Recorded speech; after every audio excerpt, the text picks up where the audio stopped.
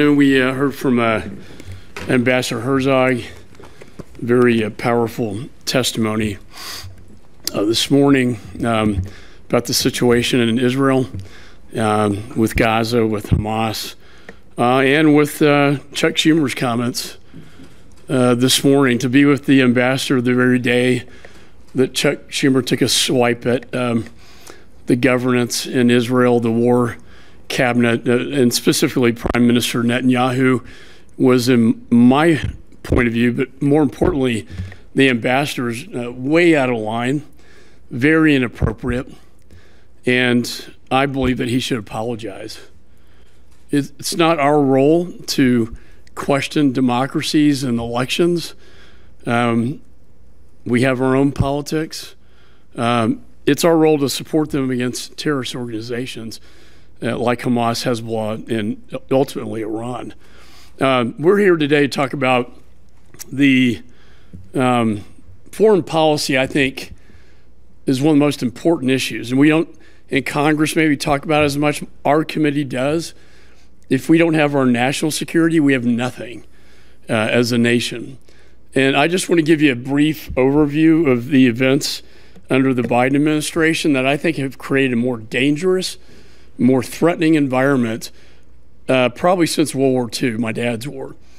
You know, my dad's war, we had Chamberlain and Hitler.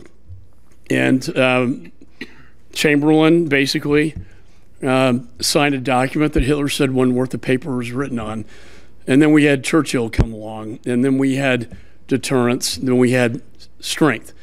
I've seen this many, many decades, you know, over our historical time as a nation. When we project strength, we get peace. When we project weakness, we invite aggression and conflict and war.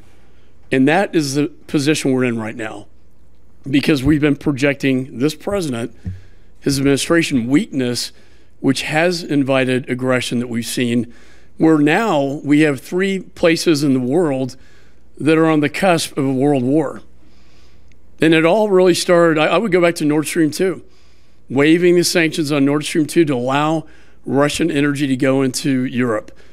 Shortly thereafter, we saw Afghanistan implode in a horrific manner. We'll have General McKenzie and General Milley testify before my committee on Tuesday about the events. When the rest of the world and our adversaries saw that, they saw weakness. They saw the United States is not strong anymore. Putin saw it. He met with Chairman Xi in Beijing at the Olympics, and they cut a deal. And he told them, I'm going to invade Ukraine. I see weakness. And he did it. He made his move. He invaded Ukraine, and we're dealing with that problem today, that it is in our national security interest. We can't afford to let Putin roll over Ukraine and take over Moldova and Georgia and threaten the Baltics, which then clearly would invoke Article 5 of NATO. But at the same time, Chairman Xi is now threatening Taiwan. We went on a trip to Taiwan, and we were greeted with 10 battleships around the island, an aircraft carrier, and 70 fighter jets. Why? Because we were there, and we were meeting with President Tsai, and then we were sanctioned. And I tell you that story so you know the aggressive behavior and nature of the CCP right now. And then fast forward to October 7th, that monstrous day. I remember visiting with the Prime Minister Netanyahu just after the invasion, and he showed me the Hamas videos, and he said, I want you to take these videos back to your Congress and show them what they did to my people, and never forget what happened.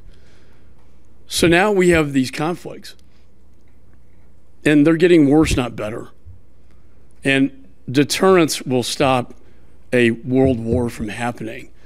But I'm very concerned if we don't get this together, and soon, we will have a situation like my father's generation.